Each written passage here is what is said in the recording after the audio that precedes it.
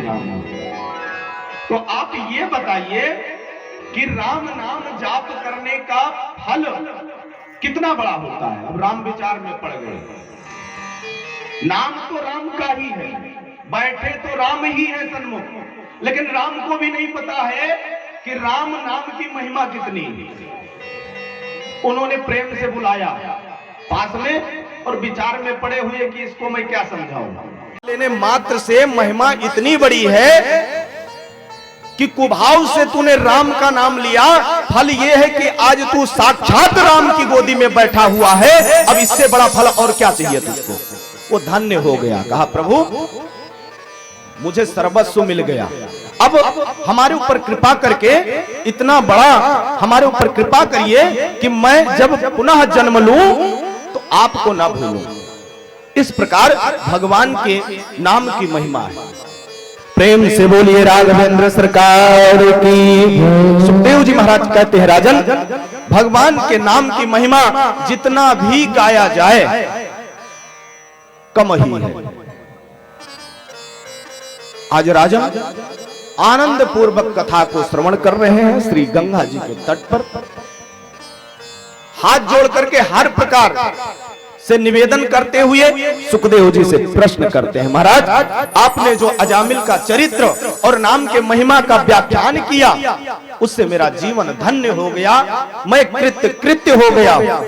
इस कथा को श्रवण करने से हम जीवों को क्या प्राप्त होगा। सुखदेव जी ने कहा, राजन जिस प्रकार अजामिल को भगवान का धाम प्राप्त हो गया, इसी प्रकार इस कथा को श्रवण मात्र से ही भगवान अंत में अपना धाम प्रदान कर देते हैं। राजा आनंद पूर्वक मन ही मन आनंदित हो गए। प्रश्न करते हैं, महाराज आपने पूर्व कथा में हिरण्याक्ष चरित्र भगवान वराह अवतार की कथा श्रवण कराया, लेकिन हिरण्याक्ष का जो एक भाई था हिरण्याकश्यप,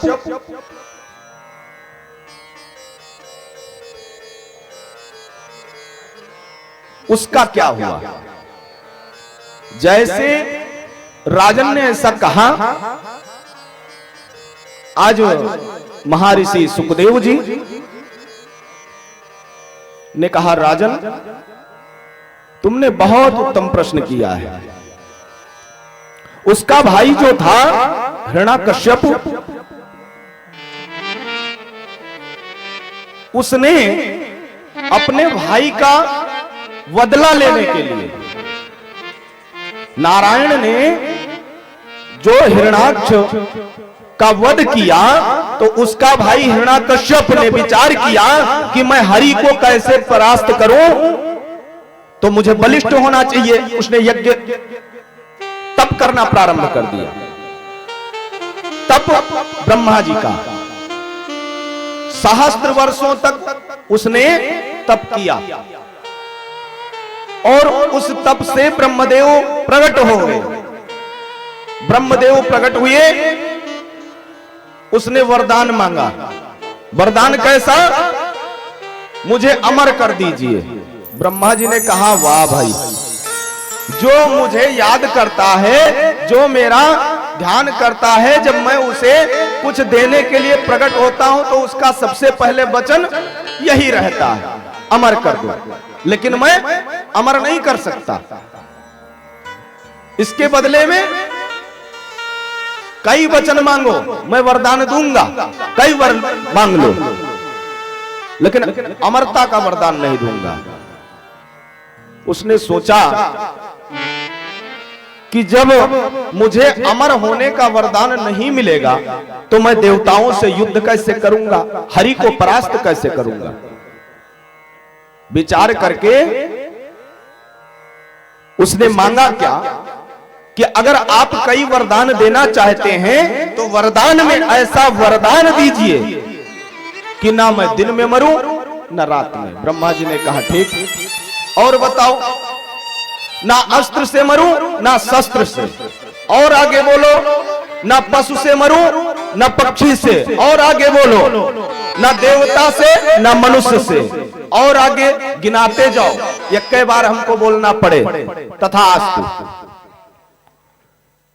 हर प्रकार से न दिन में मरूं, न 12 महीने में मरूं, न देव से, न मनुष्य से, न पशु से, न अस्त्र से, न शस्त्र से, न घर के बाहर, न घर के अंदर, न पृथ्वी पर, न आकाश में। ब्रह्मा जी ने कहा ठीक, तो ब्रह्मा जी ने वरदान दे दिया। अब उसको लगा अब तो कुछ बाकी रह ही नहीं गया, जानवर हमको मार नहीं सकते, अस्त्र शस्त्र हमारे ऊपर प्रहार हो ही नहीं सकता, देवता मुझे मार ही नहीं सकते, मनुष्य मेरा कुछ कर ही नहीं पाएंगे, घर में मरूंगा ही नहीं, बाहर मरूंगा ही नहीं, पृथ्वी पर मरूंगा ही नहीं, आकाश में मरूंगा ही नहीं। उसने मन में विचार किया अब तो मैं अमर हो गया,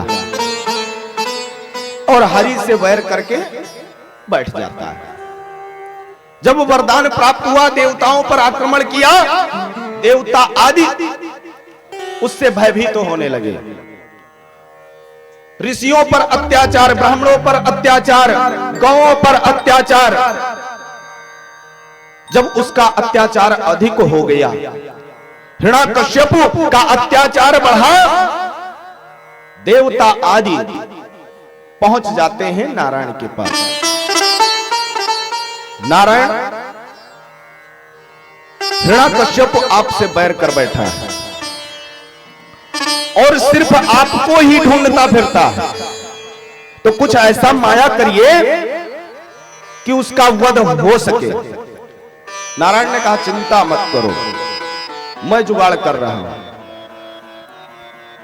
देवताओं ने जब ऐसा कहा, नारायण उनको प्रसन्न करके वापस कर देते हैं, चिंता नहीं करो, मैं कुछ ना कुछ उपाय करके उसका वध अवश्य करूंगा, उसका अत्याचार अवश्य समाप्त होगा।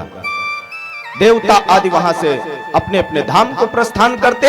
इधर देव ऋषि नारद श्रीमन्नारायण नारायण हरि हरि, श्रीमन्नारायण नारायण हरि हरि, श्रीमन्नारायण नारायण हरि हरि, श्रीमन्नारायण नारायण हरि हरि, श्रीमन्नारायण नारायण हरि हरि, श्रीमन्नारायण नारायण हरि हरि, नारायण नारायण हरि हरि, श्रीमन्नारायण नारायण हरि हरि, श्रीमन्नारायण नारायण हरि हरि, श्रीमन्नारायण नारायण हरि हरि।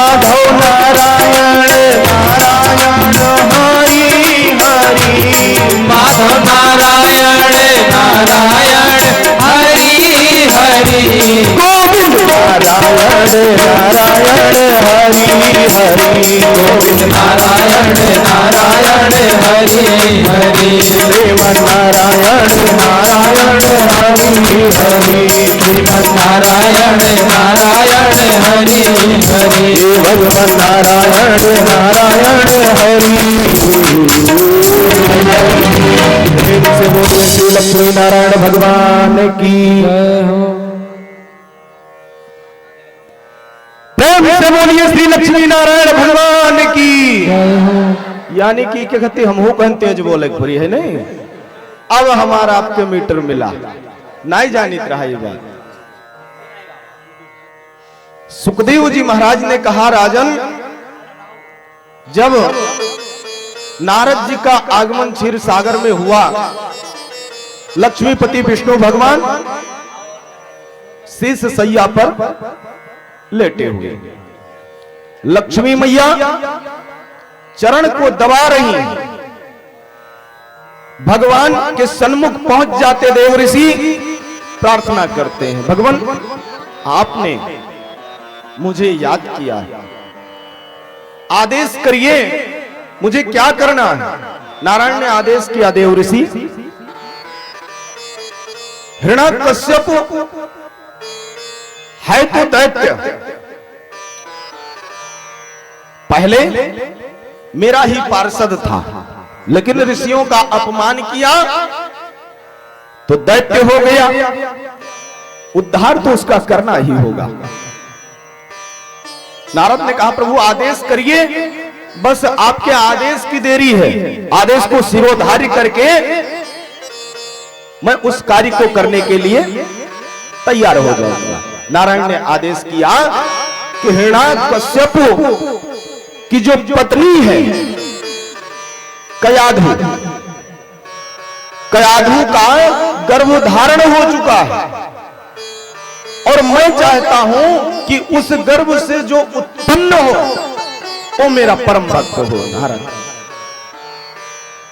तो जब तक संत की कृपा नहीं होगी तब तक वो परम भक्त नहीं हो सकता, और जा करके उसके गर्भ के सन्मुख खड़े होकर इतना उपदेश दे दो भक्ति का कि वो गर्भ से ही भक्त बन जाए, और भक्त ही नहीं मेरा परम भक्त बन जाए।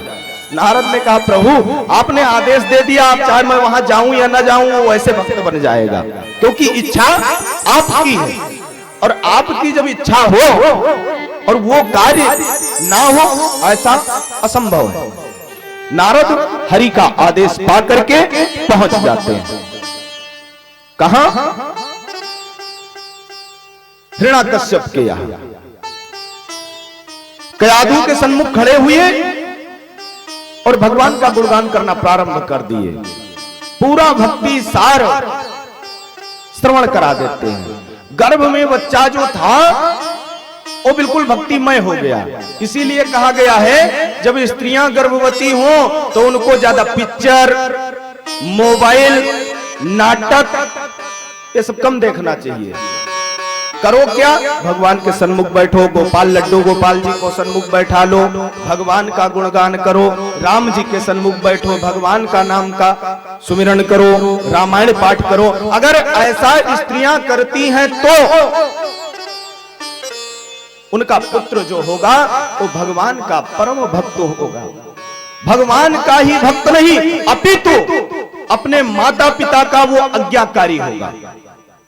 और मोबाइल देख के अगर 9 महीना व्यतीत कीनगा तो निश्चित रूप से लड़का जैसे 3 महीना के हो काने थे जब मोबाइल बजाए के धरी हो तभी वो चुपाई।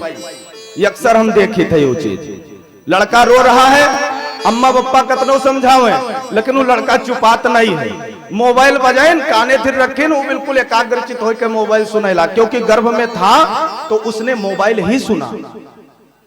गर्भ का बहुत बड़ा प्रभाव होता है। जीव जब गर्भ में होता है बिल्कुल एकाग्रचित होता है, भगवान से उसका डायरेक्ट कनेक्ट होता है उसका नेटवर्क। इसलिए उस नेटवर्क में अगर तार पकड़ा दिया गया तो पूरा जीवन वो भक्तिमय रहेगा। भगवान का ही भक्त नहीं अपितु माता पिता का परम भक्त होगा। आपको भी सार्थक करेगा, आपके जीवन को भी सार्थक करेगा, आपके मृत्यु को भी सार्थक करेगा, अंत में अपने जीवन को भी वो सार्थक करेगा। आज नारद जी पहुंचते हैं, नाना प्रकार का उपदेश देते हैं और उसी उपदेश से उस गर्भ में पल रहा बच्चा भगवान का परम भक्त हो जाता है। और समय आने पर जब कयाधु ने उस बालक को जन्म दिया, देवता आदि जन्म से ही प्रसन्न हो गए। क्यों? क्योंकि परम भक्त का जन्म हुआ है। भक्त कैसा? श्री लक्ष्मीपति का, नारायण का। आज देवता आदि भी हर्षित है, मानो आकाश मार्ग से पुष्पों की वृष्टि कर रहे हैं। भगवान अपने दास को जब धरा पर भेजते हैं ना, क्योंकि दास के अधीन होते हैं नारायण।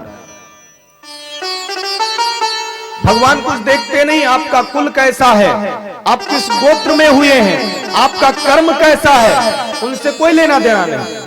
बस आपके मन में उसका भगवान का स्मरण होना जरूरी है, ध्यान होना जरूरी है। आज हिरण्यकश्यप के घर में बालक का जन्म हुआ, समय व्यतीत होता रहा और उस बालक का नामकरण जब संस्कार हुआ तो उस बालक का नाम प्रहलाद रखा जाता है। और जैसा नाम वैसा ही गुण। प्रहलाद जी धीरे धीरे बड़े हो रहे हैं, लेकिन मन में उनके नारायण विराजमान हो चुके हैं। मन से नारायण निकल नहीं रहे, क्योंकि उपदेश किसने दिया? देव ऋषि ने, जो देवताओं के ऋषि हैं। ऐसे ऋषि मुनि पहुंच करके अगर हमारे सन्मुख आकर के वो कोई ज्ञान दे, फिर वो ज्ञान कैसे निकल सकता है हृदय से? आज समय व्यतीत हो रहा है बंधुओं। सुखदेव जी महाराज कहते हैं, राजन समय व्यतीत हो रहा था, आज वह बालक विद्या अध्ययन करने योग्य हो गया। विद्या अध्ययन के लिए हिरण्यकश्यप ने सोचा इसको कहां भेजा जाए। तो दैत्य परंपरा ही अलग होती है, मनुष्य से भिन्न होती है। दैत्य उसी को कहा गया है जो हमारे मनुष्य के कृत्यों के विपरीत कृत्य करे। तो दैत्यों का कृत्य हम सबसे अलग होता है, उल्टा होता है। अब आप समझिए दैत्य हम किसको कह रहे हैं। अगर हम ऐसे हैं तो दैत्य ऐसे हैं, वही दैत्य है। आज जब वह बालक ज्ञान प्राप्त करने योग्य हुआ, वैसे तो उस बालक को ज्ञान पहले ही मिल चुका है। मूल ज्ञान होता है ब्रह्म को जानना, और जो ब्रह्म को जान लिया फिर उसे दुनिया के ज्ञान से क्या आवश्यकता, क्या जरूरत। ये सांसारिक ज्ञान लेकर के क्या किया जाएगा। प्रभु से जुड़ोगे, अर्थ धर्म काम मोक्ष सब प्राप्त होता है। दूसरे को मत देखिए, हम ही को देखिए। थोड़ा चंदन बंदन लगाना सीख गए, दाढ़ी वाढ़ी रखा लिए, बढ़िया कुर्ता उर्ता सिलवा लिए, आज देखो कहां बैठे हैं। यानी प्रभु से कहीं ना कहीं मेरा तार जुड़ा हुआ है, भगवान का कृपा मेरे ऊपर है। और जब है तो उस तार जुड़ने के वजह से आज भक्ति भी प्राप्त हो रहा है, अर्थ भी प्राप्त हो रहा है, धर्म भी प्राप्त हो रहा है, सिर्फ एक को छोड़कर, उसकी कामना भी नहीं। तो जब वो भगवान से जुड़ोगे तो सर्वस्व प्राप्त होगा। जो आप मांगोगे भगवान देने के लिए तैयार रहते हैं। आज वह बालक गुरुकुल भेजने के लिए हिरण्याकश्यप ने आदेश किया दैत्य गुरु को बुलाया जाए। तो उस समय जो दैत्य के गुरु थे, दैत्यों का जो आश्रम चलता था, गुरुकुल चलता था, तो उसके जो आचार्य थे संडामार्क जी महाराज, उनको बुलाया गया और उस बालक को उन्हें सौंप दिया गया। महाराज इसे ले जाओ और दैत्य परंपरा के अंतर्गत जितनी भी शिक्षाएं हैं मेरे बालक को दीजिए। अब महाराज का आदेश हुआ।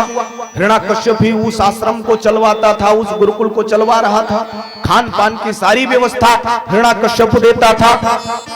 तो संडामार्क जी को भी, अब भाई स्कूल का जो प्रबंधक होगा वो जो कहेगा वही तो स्कूल में आदेश पारित होगा। आज संडामार्क जी आदेश पाते ही उस बालक को लेकर के पहुंच जाते हैं गुरुकुल। गुरुकुल में पहुंचे, दैत्य परंपरा को सिखाना प्रारंभ कर दिए। मनुष्यों का वध कैसे करना है, रुधिर का पान कैसे करना है, गौ को कैसे मारना है, ऋषियों पर अत्याचार कैसे करना है। प्रहलाद जी प्रेम पूर्वक सुन तो लेते हैं लेकिन उसका मनन नहीं करते, इधर सुने इधर गायब। वो सिर्फ हरि को प्राप्त करने का अवसर ढूंढ रहे हैं। जैसे गुरुजी वहां से निकलते थे कि ये विद्यार्थियों को लेकर के और नारायण का व्याख्यान करना प्रारंभ कर देते थे। एक दिन गुरुजी को कहीं पता चल गया कि आश्रम में लगता है जो हिरण्याकश्यप का शत्रु है नारायण, उसका ये गुणगान कर रहा है और हिरण्याकश्यप का ये पुत्र है। अगर कहीं राजा को पता चला, हिरण्याकश्यप को पता चला तो ये आश्रम भी बंद हो जाएगा। लगता है ये पूरे गुरुकुल को बर्बाद कर देगा। पहुंच जाते उसके पास, डांटना प्रारंभ किए, अरे तू दैत्य राज का पुत्र है और तू ऐसा कृत्य कर रहा है, ऐसा करके तू अच्छा नहीं करता। सुन लेते प्रेम पूर्वक। नाना प्रकार से समझाने पर संडामार्क जी हार गए, लेकिन उनका कुछ बस नहीं चल पाया। अंतोगत्वा उस बालक को लेते हैं और पहुंच जाते हैं हिरण्याकश्यप के पास। महाराज इसको आप ही समझाइए, क्यों ये तो आपके शत्रु का नाम ले रहा है। अरे मैं जगत पिता हूं और तू मेरा पुत्र है, मैं ही ब्रह्म हूं, मैं ही नारायण हूं। नाना प्रकार बस हम ही हम हैं और हम खराब होता ही है। हम आ जाए तो सर्वनाश हो जाता है। हमको लेकर के, अहम को लेकर के वो बैठा हुआ है।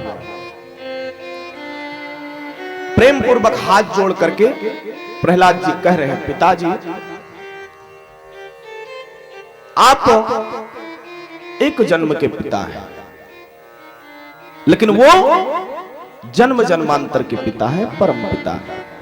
जैसे हिरण्याकश्यप ने सुना आग बबूला हो गया, लाल लाल आंखी क्रोध करते हुए खींच के लगाया ये नालायक। आज के भाषा में अगर आज के समय में हिरण्याकश्यप होता तो यही कहता, नालायक से ही संबोधित करता। आज प्रहलाद जी कुछ नहीं बोलते, नेत्रों में अश्रु है, हाथ जोड़े हुए हैं, मन में भगवान का चिंतन कर रहे हैं, नाम जप कर रहे हैं। हिरण्याकश्यप ने संडामार्क जी से कहा, ले जाओ इसको आश्रम में, अनेकानेक प्रकार से प्रताड़ित करना, दंड देना और इसको दैत्य परंपरा को सिखाना, मेरे तरफ से खुला छूट है। संडामार्क जी फिर लेकर के पहुंच गए। हर प्रकार से समझाने का प्रयत्न करते हैं, लेकिन प्रहलाद जी सुनते तो सब है, लेकिन करते अपने मन का। एक दिन दैववश गुरु जी को कहीं भोज में जाना था, निमंत्रण में जाना था। उन्होंने कहा, बालकों को बुलाया और कहा कि इस आश्रम को एक दिन के लिए प्रहलाद को संभालना है, आश्रम का देखभाल प्रहलाद करेंगे। प्रहलाद जी तैयार हो गए, जैसा आदेश होगा गुरुदेव मैं उसे सिरोधार्य करता हूं। जैसे गुरुदेव भोज के लिए आश्रम से बाहर निकले, गुरुकुल से बाहर निकले, प्रहलाद जी ने विद्यार्थियों को एकत्र करके वृक्ष के नीचे बैठाया और प्रारंभ कर दिया। क्या? भजले मनवा हो भजले मनवा हरि हरि मन भजले मनवा हरि हरि भजले मनवा हरि हरि भजले मनवा हरि हरि भजले मनवा हरि हरि रे भजले मनवा हरि हरि भजले मनवा हरि हरि रे भजले मनवा हरि हरि भजले मनवा हरि हरि भजले मनवा हरि हरि भजले मनवा हरि हरि हाँ भजले मनवा हरि हरि भजले मनवा हरि हरि हाँ भजले मनवा हरि हरि भजले मनवा हरि हरि भजले मनवा हरि हरि भजले मनवा हरि हरि भजले मनवा हरि। भजन करते हुए समस्त बालकों को हरि का गुणगान करते हुए कथामृत का पान कराना प्रारंभ कर दिए। सुबह से सायंकालीन का समय हो गया, तब तक गुरु जी का आगमन हो गया। उन्होंने देखा, अरे मैं जो सोच रहा था ये तो कर डाला। मैं यही सोचता था एक ना एक दिन ये आश्रम को, गुरुकुल को बर्बाद कर देगा, बर्बाद कर दिया। अब तो दैत्यराज हमको नहीं छोड़ेंगे। पहुंचे और कहने लगे, पुत्र हरि से तुम इतना स्नेह करते हो, कहते हो कि वो नारायण है, परम पिता है। मैं उनका परीक्षा लेना चाहता हूं। बालक ने कहा, गुरुदेव जब इच्छा होगा, वैसे तो भगवान कण कण में व्याप्त है। दैववश एक कुम्हारिन थी, आमा को लगाई थी और उस आवा में मिट्टी के पात्र को रख करके लकड़ी जो भी होता है उसमें अग्नि को प्रज्वलित कर दिया। दैववश मिट्टी के पात्र में एक बिल्ली का बच्चा बैठा था। अब जब आग अग्नि नारायण बड़ी तेजी से प्रकट हुए, वो बच्चा को जब ताप लगा, बच्चा चिल्लाने लगा। आश्रम के बगल में ही उसका घर था। बच्चा चिल्लाने लगा, वो दौड़ करके आश्रम में आई। चलो वहां के लोग आएंगे, अग्नि को बुझाएंगे, हो सकता है वो बच्चा बच जाए। जैसे रुदन करते हुए वो आश्रम पहुंची, गुरुकुल पहुंची, गुरुजी से कही। गुरुजी तो बस चाहते ही थे कि कुछ ऐसा घटना हो, इसी में परीक्षा हो जाए। प्रहलाद जी को बुलाया।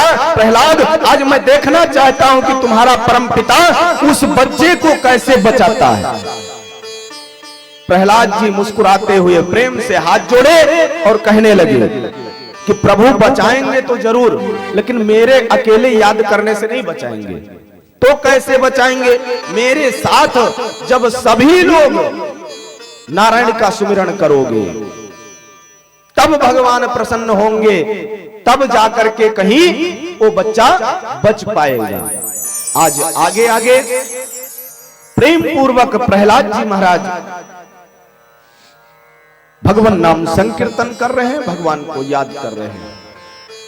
गोविंद मेरो है, गोपाल मेरो है, गोविंद मेरो है, गोपाल मेरो है, गोविंद मेरो है, गोपाल मेरो है, गोविंद मेरो है, गोपाल मेरो है, गोविंद मेरो है, गोपाल मेरो है, गोविंद मेरो है, गोपाल मेरो है, गोविंद मेरो है, गोपाल मेरो है, सेवा के बिहारी नंदलाल मेरो है, सेवा के बिहारी नंदलाल मेरो है, सेवा के बिहारी नंदलाल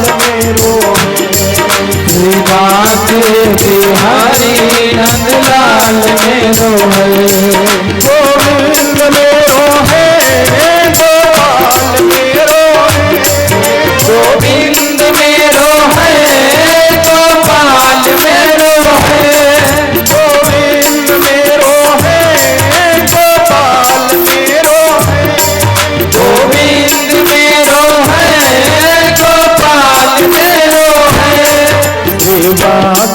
बिहारी नंदलाल मेरो है सेवा के बिहारी नंदलाल मेरो है सेवा के बिहारी नंदलाल मेरो है सेवा के बिहारी नंदलाल मेरो है सेवा के बिहारी नंदलाल मेरो है सेवा के बिहारी नंदलाल मेरो है सेवा के बिहारी नंदलाल मेरो है सेवा के बिहारी नंदलाल मेरो है गोविंद मेरो है गोपाल मेरो है गोविंद मेरो है गोपाल मेरो है गोविंद मेरो है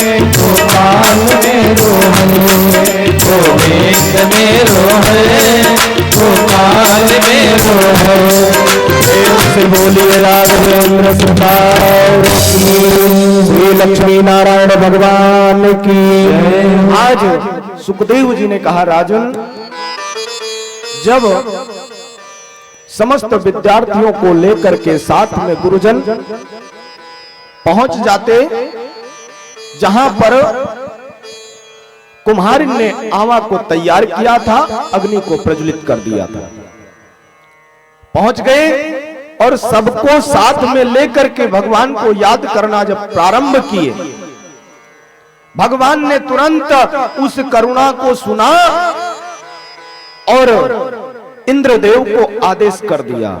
इंद्र अपने मेघ को आदेश करते हैं और वृष्टि होना प्रारंभ हो जाता है। वृष्टि होना प्रारंभ हुआ, अग्नि नारायण शांत हो गए प्रेम पूर्वक।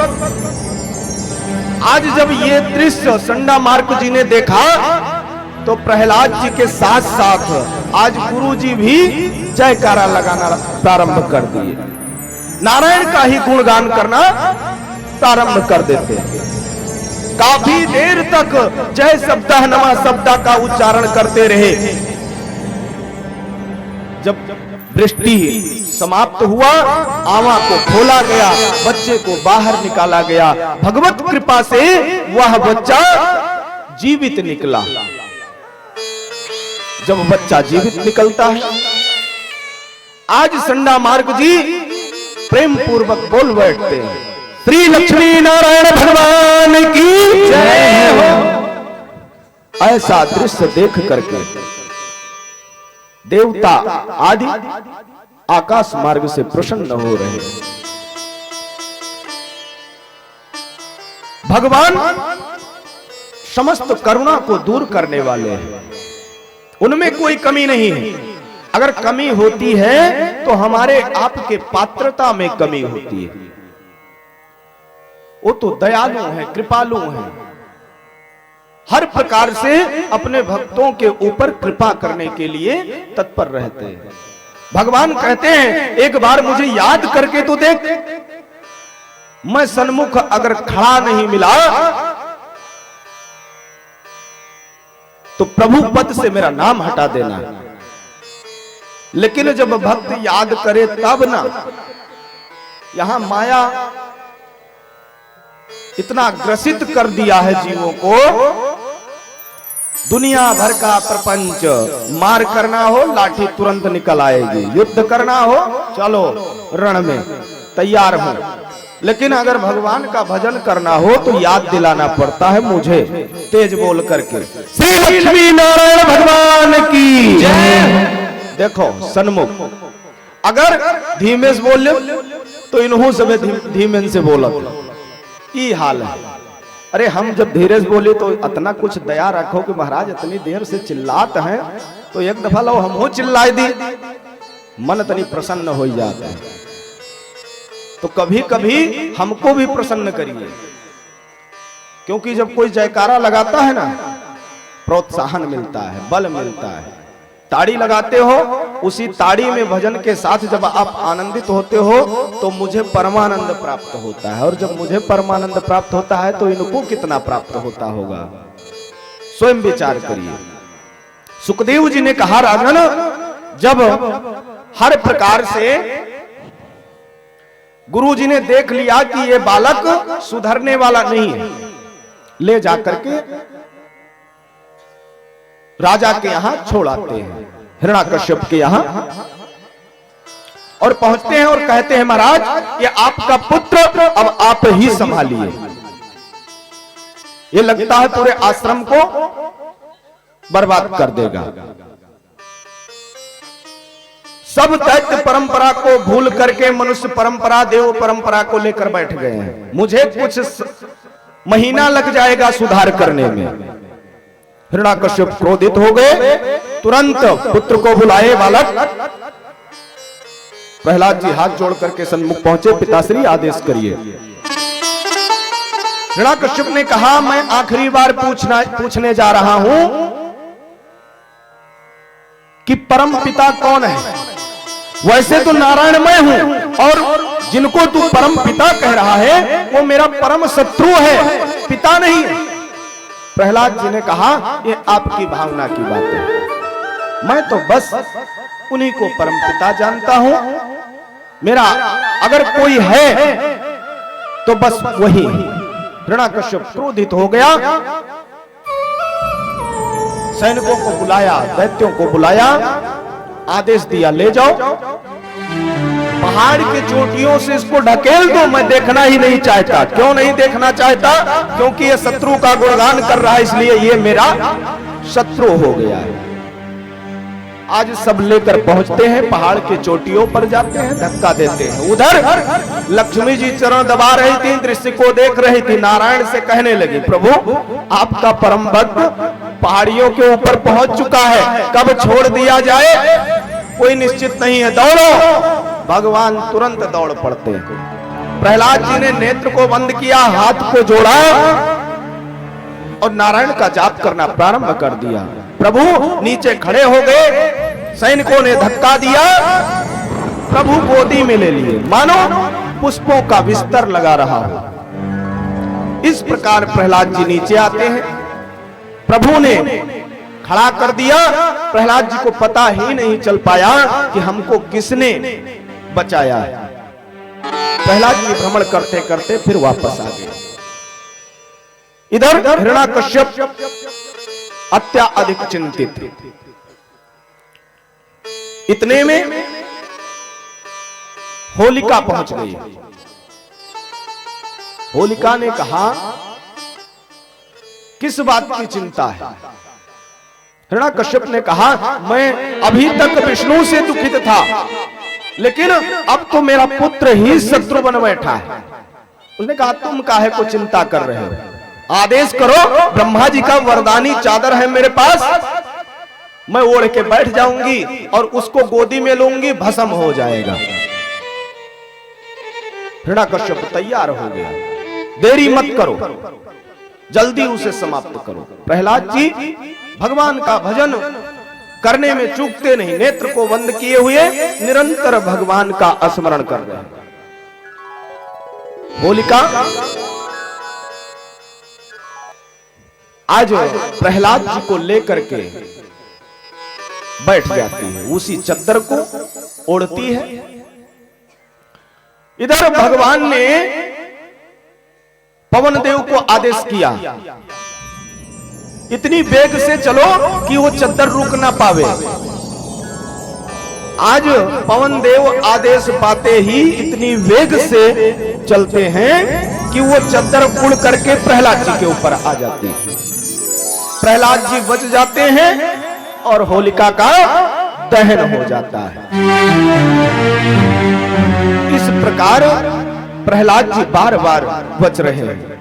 भक्तगण जब भक्त के ऊपर भगवान प्रसन्न होते हैं और प्रहलाद जी को बचना देख करके जो पृथ्वी के मनुष्य जन थे, देव वृंद थे, अबीर गुलाल पुष्पों की वृष्टि करना प्रारंभ कर दिए। वही उत्सव आज हम सब मनाते हैं, होली धुलेटी।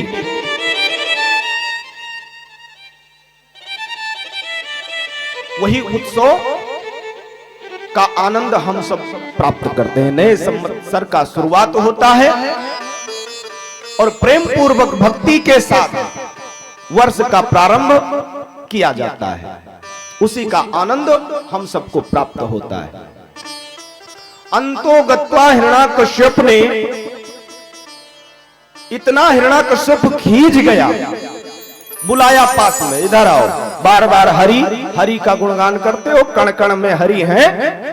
महल के अंदर बढ़िया सिंहासनासीन था, सिंहासन से उतरा और कहने लगा, तुम्हारे हरि कहां कहां रहते हैं? प्रहलाद जी ने कहा, पिताश्री मैंने कहा ना कि कण कण में भगवान का वास है, मेरे नारायण का वास है। बार बार क्रोध करता है, बार बार दंडित करता है। उधर देवता आदि भक्त के कष्ट को नहीं देख पा रहे, पहुंच गए नारायण के पास। नारायण अब आप जल्दी से पहुंचिए और भक्त का कल्याण करिए, बहुत अत्याचार हो गया हिरण्याकश्यप का। भगवान उधर तैयार हैं बिल्कुल आने के लिए। तब तक पूछते हुए उसने कहा, प्रहलाद जब तुम्हारे नारायण कण कण में व्याप्त हैं तो क्या मेरे इस महल में उपस्थित हैं? प्रहलाद ने कहा, पिताश्री नारायण हर जगह।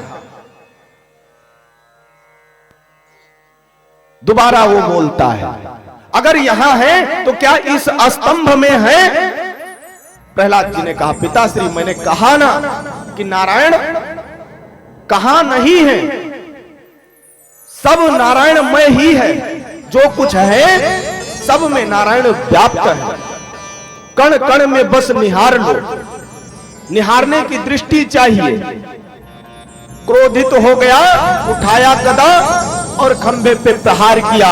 खंभा जैसे टूटा, देवता आदि प्रार्थना करके भगवान को भेज देते हैं। आज भगवान नृसिंह रूप लेकर के उसी स्तंभ से प्रकट हो जाते हैं। प्रेम से बोलिए नृसिंह भगवान की। अट्टहास करते हुए लाल लाल जुआ, नख बाघों के समान, दांत बाघों के समान, बड़े बड़े नेत्र अट्टहास करते हुए स्तंभ से प्रकट हुए और भक्त को निहारा भी नहीं, हिरण्याकश्यप को उठाया और चौखट पे पहुंच जाते हैं। गोदी पे जंघा पे ले लिए। हिरण्याकश्यप ने कहा, ओहो हमको मारोगे? अरे मैं अमर हूं।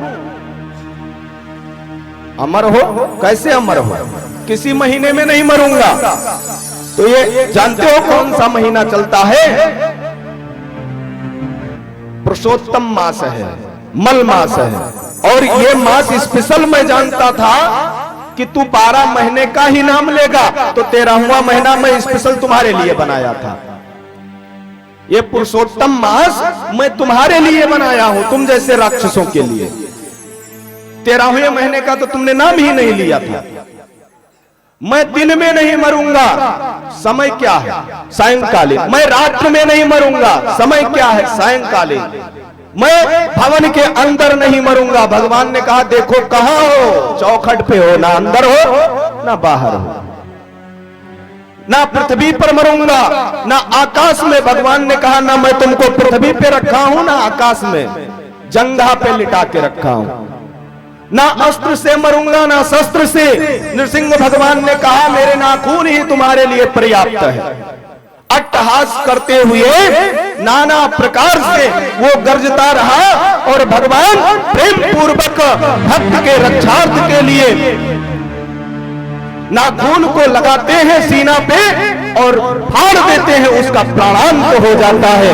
ऐसा दृश्य देख करके देवता आदि पहुंच जाते हैं स्तुति करने, लेकिन भगवान का वो रूप देख करके किसी देव की हिम्मत नहीं हुई। कोई भी देवता नजदीक नहीं जा पाया, इतना गर्जना कर रहे थे भगवान।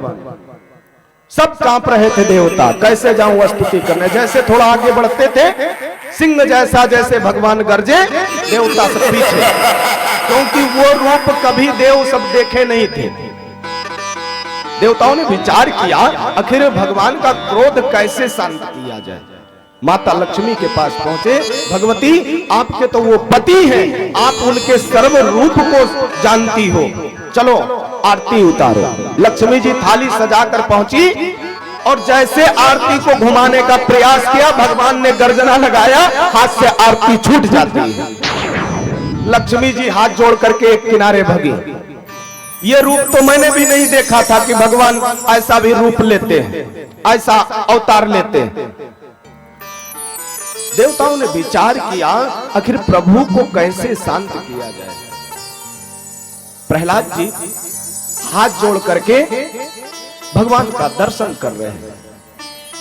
देवता सब मिलकर के प्रहलाद जी को इशारा करते हैं, पुत्र अब अगर भगवान का क्रोध कोई शांत कर सकता है तो सिर्फ तुम ही शांत कर सकते हो। प्रहलाद जी को जैसे देवताओं ने आदेश किया, प्रहलाद जी नारायण के सन्मुख पहुंच जाते, नृसिंह भगवान के सन्मुख पहुंचे और नृसिंह भगवान ने प्रहलाद को ऊपर से नीचे तक निहारा, प्रेम पूर्वक प्रहलाद जी को लेकर के गोदी में बिठा लिया और जैसे एक पशु अपने बच्चे को जिह्वा से स्नेह प्रदान करता है, आज नृसिंह भगवान अपने जिह्वा से प्रहलाद जी के शरीर को चाट चाट करके मानो सर्वस्व ममत्व प्रदान कर रहे हैं। धीरे धीरे नृसिंह भगवान का क्रोध शांत हुआ। सुखदेव जी कहते हैं, राजन जब क्रोध शांत हुआ तो समस्त देवता आदि पहुंच जाते हैं, प्रार्थना करने लगते हैं। यथा हि पुरुष सिंहे विष्णु विष्णु पादो समर्पणम यद्देषु सर्वभूतानां प्रिय आत्मे भरा सुहृदा। अनेकानेक प्रकार से देवता आदि भगवान का स्तुति कर रहे हैं। भगवान प्रसन्न होते हैं, सबको आनंद प्रदान करते हुए अंत में नाना प्रकार का आशीर्वाद देते हुए प्रहलाद को अपने परम धाम को प्रस्थान करते हैं। सुखदेव जी ने कहा, राजन इस प्रकार भगवान का नृसिंह अवतार हुआ। आज सुखदेव जी ने जब ऐसा कहा, राजन प्रसन्न हो गए। महाराज आपने